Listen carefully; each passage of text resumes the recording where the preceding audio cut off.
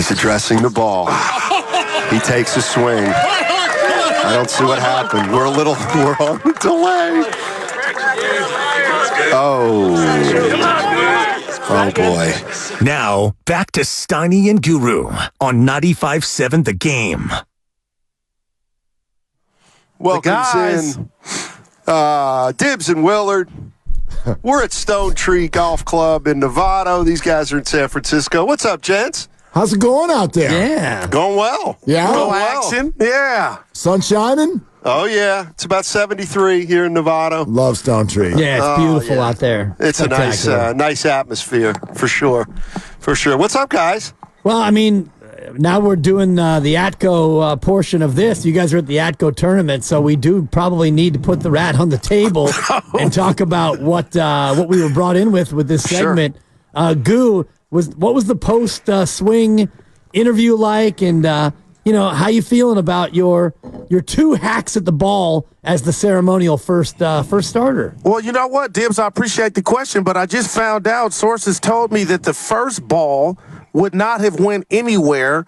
It was going to blow up in my face with, what was it, Tim? A substance? So the golf gods made me miss it, and they got a different ball, and I felt good about that swing, the one I hit. Now, there are conflicting reports. Right. Because the report that you just gave is exactly what I've been cruising around for the last 4 hours of my life, assuming, because I was listening live when that all happened, and it sounded wonderful, and you went through the mental health crisis that happened right away, but then you got through it, and so that was great. And then I came in, and immediately Lucas and Dibs and everybody's like, "Did you see it? Did you see it?" I'm like, "I haven't seen it. I heard it," and they claim that the second ball was the same ball. So I'm trying to figure out why that one didn't explode. And then they just showed me video of it, and it does appear that the same ball is picked up and put back on the tee. Is that now your understanding? Were there two balls? It's kind of like, was there an alternate shooter? Right? Right. No, I got it. There were ball? two balls. Are you sure? Well, Mark, I'm just looking at the video again, and I don't know who the gentleman is who hustles out to retrieve. Good hustle. Help me out, dude. Good hustle. The ball that Guru did not strike. It was actually struck by the Titanic divot that he created. The large divot. With his miss. It was a good So divot. it's club, earth to the ball dribble. Earth to the ball. The guy runs in from screen left, and he picks up the ball, but he might have had another ball in his hand and put the ball that he carried out onto the tee and carted the trick ball away. You can't really see what was in his hand, so unless we can get that man and really debrief him, we'll never know. But real quick, Dibs, I was there. I think he felt so embarrassed for me because there were a lot of people rooting me on that it went that way. He put the new ball there, and that was the one I hit. Now, Guru, I'm going to ask you like a judge or a lawyer would. Can you confirm, beyond a shadow of a doubt, Oh, boy. that was a new ball? I said what I said. All right.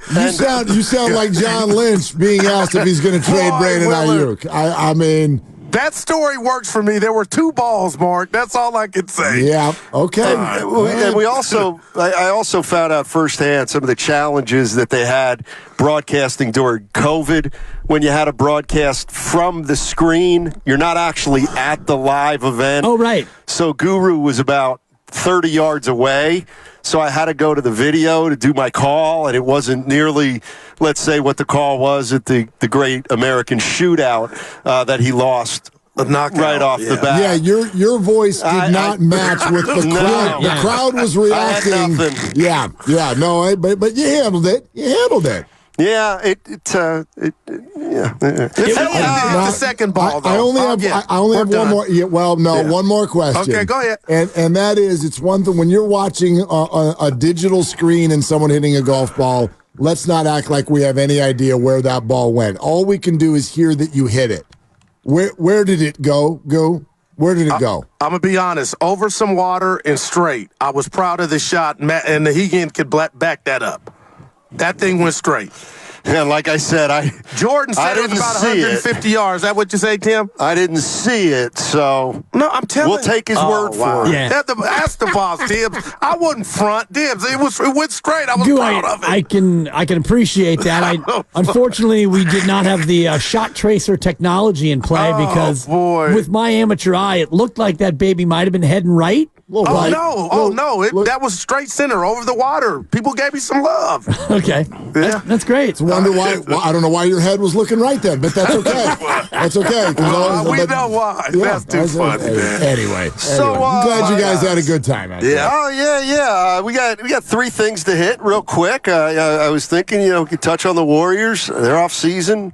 We could touch on the 49ers. John Lynch talking to the media today about Brandon Ayuk, or talk about the Giants splitting a 4-game series with the Diamondbacks. And why was Jung-Hoo Lee stealing right after the 4-pitch walk yesterday?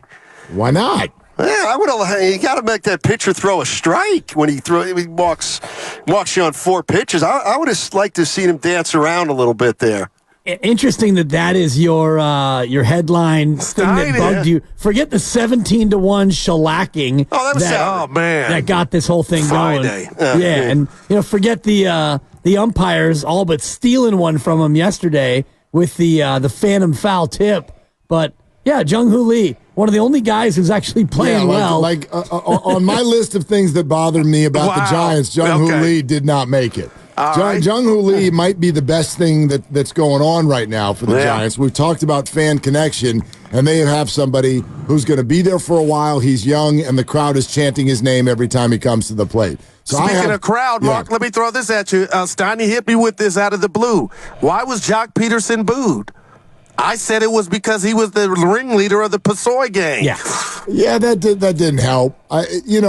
Jock ends up being sort of a symbol more than anything else. And Jock is a symbol of analytics. He is a symbol of like a beer league softball type of an attitude, and he's a symbol of somebody who swings for the fences and plays no defense. And these are things that Giants fans grew to be tired of over the last couple of years. But I wouldn't have booed it. I don't know why you'd boo Jock Peterson. That seems a little excessive. Yeah. I do think you're right. It's symbolic of the things that didn't go right last year and the year before. And also, there is that part of it that he is a Dodger, right?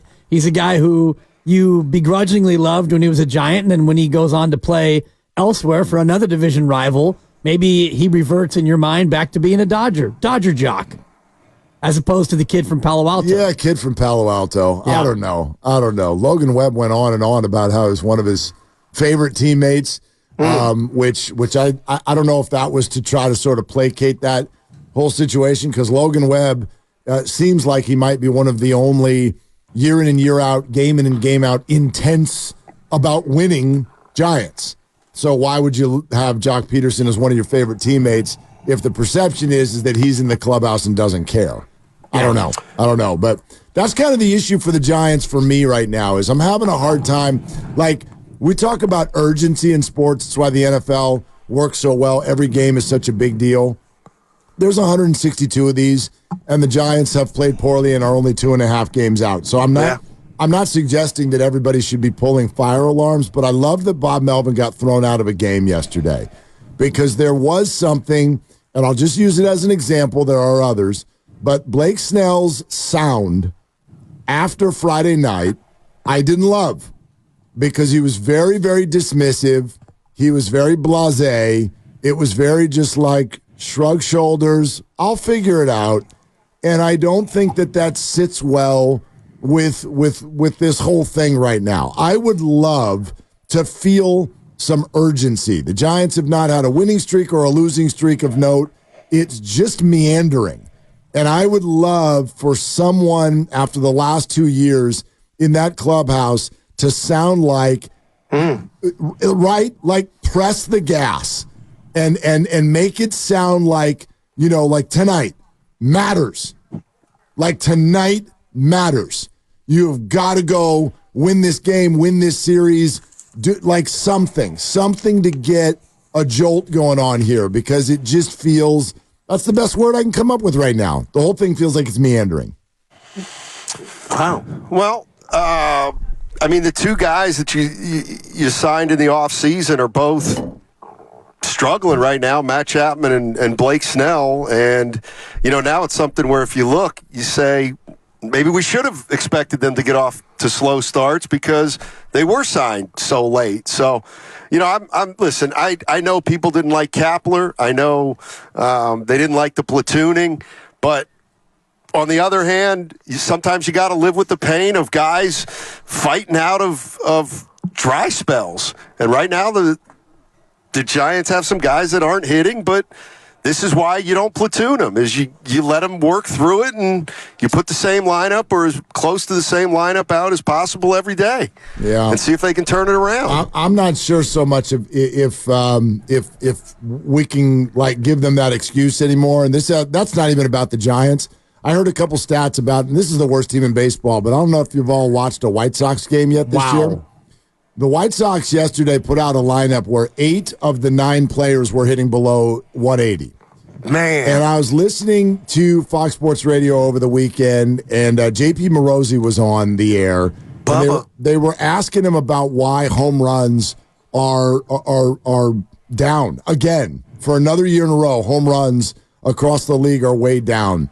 And Morosi said he's being told by coaches that right now it's harder to hit than at any point in the history of the game because of this idea of not asking pitchers to go 7 innings, not asking too much of pitchers. Everyone's maxing out, so everyone's willing to throw 98 plus, and it's impossible to hit. And they also can't locate it anymore. So we're turning the big leagues into what we all watched when our kids were 8 years old, which is walk, strikeout, strikeout, walk, strikeout, change field. And it's just, it's a difficult watch. I don't know if, you said Chapman's struggling. He's hitting 225. I don't know if that's struggling anymore in the bigs. And you know what, Willard? It sounds like what you just described is every time I sit in and watch the Giants. And it's my fault. They're not doing it on purpose, but it's the new baseball. There'll be a runner on second, no outs, and you're assuming the run, Dibs. You get the runner over, sack fly at the worst, but it's just K this, K left, K right. But if that's the reason why, then it's not just the White Sox. Where is the game going? And, as a guy that likes to bet the ponies, I saw that White Sox record, and I'm just like, man, let me take the Phillies, whoever they're playing, Willard. But moving forward, if that's the reason, that has me, if I'm a fan of a certain team, feeling like they may not get out of this rut because it's not a rut, it's just the new norm. Yeah, and you look at yesterday, and I just was looking at the scoreboard because Mark and I were talking in the green room about this very thing, and 8 teams yesterday scored 0 or 1 run. That's a fourth of the league. And across baseball yesterday, all 32 teams in action, there was 118 runs, an average of 3.6 per team, and that includes some teams that went up above 10. So it's not just endemic to the Giants and their hitting woes. Mark is right, and this is something I said a few years back. As you see more and more of these guys throwing 99 with movement, think about just Jordan Hicks in and of himself. The guy throws 100, his sinker is like 97 with downward movement, and then these guys are going to throw a changeup at 84. You've got no chance to hit anymore. Go ahead, Mark. No, I was just going to say, with all the big rule changes of last year, I wonder if we're not a few years away from some even bigger ones. Okay. Where's the mound going to be? Yeah, I get Center it. field. John Fogerty. I was just going to tell you, are the Dodgers disappointing at 21-19? But after hearing you guys go through it, it's like, they're not immune to what we're saying is in the sport. There's very few players who can hit consistently. Mookie Betts is one of them. Shohei Ohtani might be another, so they're better off than everyone else. But, if you're a Giants fan, does it feel like they've been struggling at the plate? It does, man. Right, okay, so listen to this. They've scored 95 runs this year. Have you looked up and down the league? Okay? If the Giants have scored 95, and that feels like a struggle. The Cardinals have scored 76. Okay? What about the Pirates? They got to be. The A's have scored 65. The Twins have scored 67. The White Sox have scored 45 runs in 21 games. Wow, the man. Giants are middle of the pack, and it feels like they can't hit, and they're middle of the pack. You're listening to 95.7 The Game, KGMZ FM and HD1 San Francisco. Always live on the free Odyssey app, Twitch, and YouTube, powered by First NorCal Credit Real quick, Union. I just got to ask you three this. What do you think Will Clark would say to this conversation, or some of the great hitters? Will, do you think they would be like, give me a break, get up there and hit the ball, or this thing could get out of hand, and it's not good for the sport? Well, it's a combination of what Mark's talking about, more fresh pitchers throwing 100, and also the approach. Like Will Clark was a guy who had an approach where if a guy's throwing 97 and he's locating outside, you're going to go the other way with it and just try to shoot one between short and third. We don't do that anymore. Oh, and man. Now it's, you get paid to swing for the fences. You don't move guys up. You don't hit and run. You don't bunt as much as you used to. Mark was talking about the overall outage, and I just looked as a comparison. This year in Major League Baseball, the league average for OPS is 698. Oh, God, that's terrible. Last year, it was 734. I was going to say, 750 is usually what I consider, like, if you're at 750, you're doing that. That's where it starts to be like what I would consider solid. This is league wide. Last year for the whole season, 734 was the average, and this year the average is 698. So you're talking about 36 points on base plus slugging, and a lot of that comes from the slugging. And I'll tell you what's quiet on the set is the balls are juice. You ain't hearing any of that anymore. They're about to be, though, if this keeps up. I mean, that's what baseball you're right, man. That's A's just won 2-0 today in New York. All the hitting the Yankees, the power they're supposed to have. 0 runs. You've seen Aaron Judge's average, right? Man. I mean, he's one of them. He's getting booed. They're booing Aaron Judge in New York. Yeah, 174. Did you see what happened to Aaron Boone, Steiny, today in that game? He got ejected, didn't he? He got ejected 2 batters in. A fan behind Aaron Boone starts ragging the ump. The ump takes off his mask, uses expletives, and you can see it on Twitter, shouting at Boone, "One more word out of you and you're gone." And the very next pitch, the same fan, the camera's on Aaron Boone, and he's clearly not talking, and all of a sudden you hear the umpire off screen, "You're out of here." Aaron Boone got thrown out because a fan was heckling the umpire. And he thought it was Aaron Boone. Yes. How's that not reviewable? Yeah. If you've got video, how's that like? And literally, Aaron Boone is like, this is BS. I didn't say anything. Wow. And the audio, the on-field audio captured all of it. So here's what I would love. I'm down on umpires. Me too. I always have been.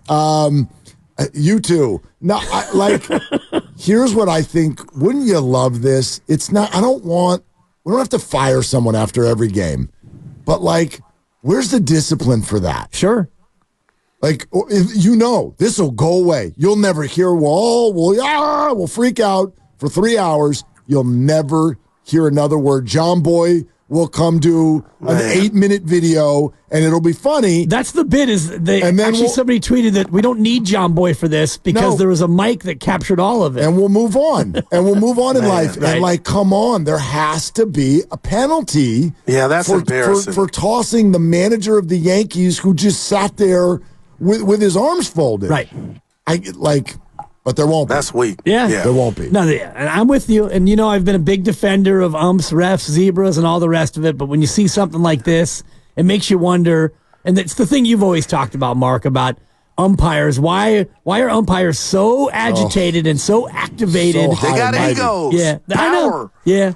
Too much, though. But it's baseball more than the others. Everybody does. An NBA ref does too. But baseball umpires, for some reason, there's this. And so much of baseball's problem is based on the sort of the unwritten way that it's always been. And umpires, they treat the whole game and everyone in it like they're kids. Wow, man. Not cool at all. Right, exactly. Everybody takes the field and the umpire looks at them as if they're a 7-year-old who just came to the dinner table and didn't wash their hands. Wow. And they look at them like, "Don't you dare talk back to me." It's why not? Why can a 35-year-old ball player not have a conversation with an umpire. Yeah, that's weak. I don't get it. Yeah, I'm going to get in the car on the ride home. I mean this, guys, because I was trying to tell Steiny I'm proud of myself. I wasn't going to overreact on the lack of offense from the Giants, and I've been in denial because the NFL is king, and I know the draft is Thursday, and it's king. I know why it's king, and it is who it is pretty much every year. We complain about the NBA. What do we say? Maybe too many threes. Something's going on with Foulgate and them swallowing the whistle. But other than that, everything's kind of copacetic. But for the Major League Baseball, we went through the 3 true outcomes, and that was the new thing. Everybody's swinging for the fences. If you strike out 4 times in a game, it's cool now. You could come back to the dugout. It doesn't matter. Chicks dig the long ball. But what you guys have jarred me with, if these pitchers are stronger longer, and that's why it's down across the league, I mean, they got to break out the humidor balls or this. I mean, this is not good. Yeah, it's not even for I hadn't me. thought of it at all on it being down across the board, and maybe why, Willard, to the arms being stronger longer. I think that's what some coaches think, which is and again, everybody gets bigger, stronger, faster. But think about it; these are just all they are is human beings, and at a certain point, if a pitcher, 60 feet 6 inches is throwing 105 miles an hour, man, you can't hit that. I don't care who you are. You can't do it. You can't even see it. Yeah. Let alone hit it. Do yourself a favor and look up the Mason Miller appearance today, the A's closer. And he's throwing. Yeah, he threw one by Soto at 103. What I is put that? on Twitter last week, he had 103, and I didn't want him to get hurt, but the fans took it that I was wishing for Tommy John. I wasn't. I was like, the arm shouldn't be able to do that often like that, Willard. So I erased the tweet, but that dude is throwing gas, man. I think before they move the mound back, they should think about lowering it because, the mound being so high right now so high, you've got too much of an opportunity to create leverage and downforce off the bump. Hey, Steiny, are you there? I'm sure here. Okay, yeah. I'm looking on YouTube, and I wasn't sure if you were awake. You look like Steiny. do you have a migraine? You look like you're holding your eyebrow there. No, I just was curious. Right?